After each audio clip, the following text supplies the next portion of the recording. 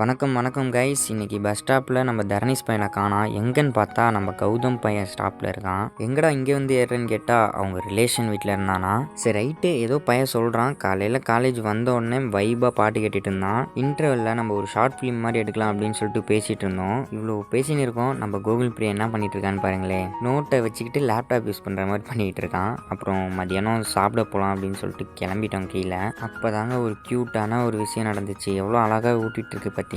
Lunch முடிஞ்சோடனே ஒரு meeting arrange பண்ணாங்க. உடனே நாங்கள் கடகடன்னு கிளம்பிட்டோம். ஃபைனல் இயர் வந்துட்டோம் அப்படிங்கிறதே நாங்கள் நல்லா எங்களுக்கு தெரிய வச்சிட்டாங்க மீட்டிங்கில். அப்புறம் என்ன, காலேஜ் விட்டோன்னே பஸ்ஸில் வழக்கம் போல் ஒரே ஃபன்னு தான். நம்ம சுதர்சன் பையன் வீடியோ போட்டதை பார்த்துட்டு இருந்தான். என்னை எப்படா வீடியோ எடுத்தீங்கன்ட்டு. நம்ம தர்னிஸ் பையன் எஸ்டர்டே கடலை போட்டிருந்தான்னு சொல்லிட்டு இருந்தோம். அவன் ஃப்ரெண்டுக்கிட்ட தான் பேசிகிட்டு இருந்தானா.